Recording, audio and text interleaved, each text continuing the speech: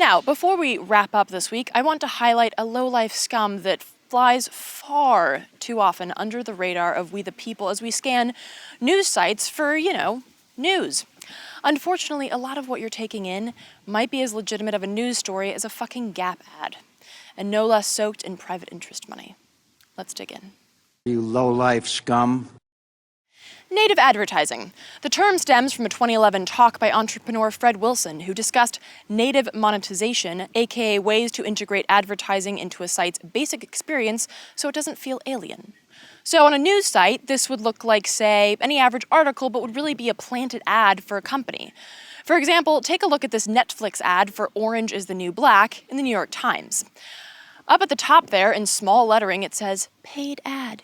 Do you see it above that fucking ginormous orange graphic that draws your eyes in like a damn tractor beam? Yeah, that ad disclosure is a bit mousy in comparison, isn't it? Furthermore, who expects to go to the New York Times and see an article on, say, prisons? Who expects to go to the New York Times and find an ad dressed as an article on prisons? Probably a shit ton less. In short, these ads are masquerading as legit news stories when they are, in fact, the opposite. They're just a different version of a 30-second YouTube ad that you happily skip. And yeah, some of them are just horrendously obvious, like this one. And in fact, a lot of those lists you see being passed around on social media, like 10 places you have to visit before you die, or 5 reasons he won't go down on you, or 12 reasons why you hate your job, blah, blah, blah. Those are pretty much always sponsored content. Getting eaten alive here. And while it does piss me off that these skewed propaganda pitches are taking up what could be actual news space on a site, I'm more pissed off by the quote-unquote legitimate news sites sharing articles that make it wildly unclear whether this is all just a ruse or actual news. Here's another example. The Atlantic ran the story back in 2013 with that tiny little yellow banner at the top, which you'd have to click on to read more about, which, let's be honest, no one ever does. As former Atlantic employee and journalist Jared Keller noted in his Bloomberg article on this fiasco, this article, which celebrated the church's past year of worldwide expansion, was marked with a yellow banner that identified it as sponsored content. Otherwise, it looked just like any other article on the Atlantic site. Which is, of course, the idea. So this internationally respected 157-year-old magazine put nothing but a small yellow tab between its readers and a ridiculous bullshit story touting the awesomeness of a goddamn cult. And while the Atlantic took down this article-esque ad and promised to do better in the future, most publishers seem more than happy to be a mouthpiece for bullshit. In a survey of 140 publishing executives in 39 countries around the world, 11% admitted to not even labeling native advertising at all. 24% said they label it by giving it a different look and feel, whatever the fuck that means. That essentially means you don't label it, asshole. And I can only imagine what that other 19% is. We put a dancing unicorn in the far upper right-hand corner of all of our native ads.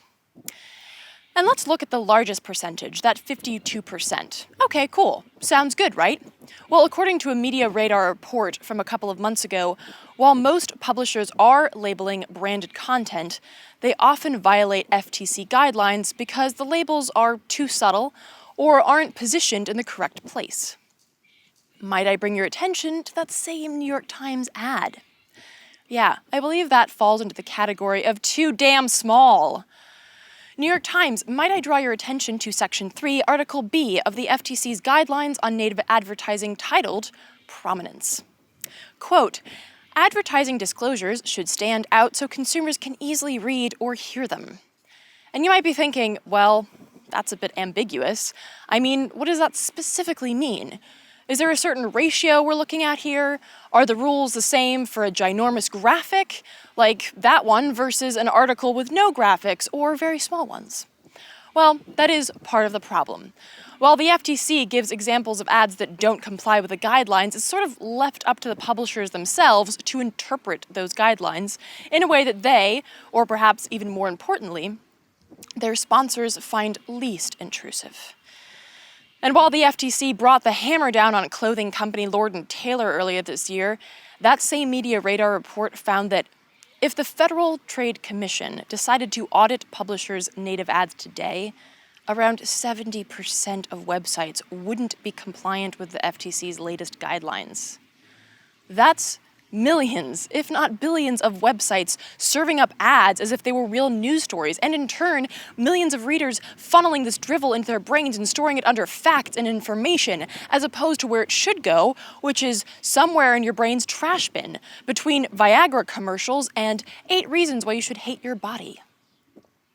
And while one might think that it's all well and good that the Federal Trade Commission did release these albeit vague guidelines, there's 2 problems. One, of course, being that they have to somehow police these billions of websites that are already violating these rules. And according to Ad You Like, Europe's leading native advertising platform and network, native ads will just about double by 2018. The second and more obvious problem is that this fucking happens in the first place. In reality, the FTC's guidelines on native advertising are essentially guidelines on how to deceive people in the nicest way possible. The job of a news site is to report the goddamn news, not promote corporate brands, and certainly not to do so under the guise of reporting the goddamn news. So it seems, as usual, the onus will be on us to be our own regulators and not only keep our eyes peeled for this bullshit, but let people know when you find it. Boycott sites that engage in a lot of native advertising, because after all, what they and these advertisers want is you, the consumer, the reader. Don't let them have it. Consume your news raw and unfiltered, unpropagandized, and not steeped in fallacy, corporate money, or low-life scum. You low-life scum.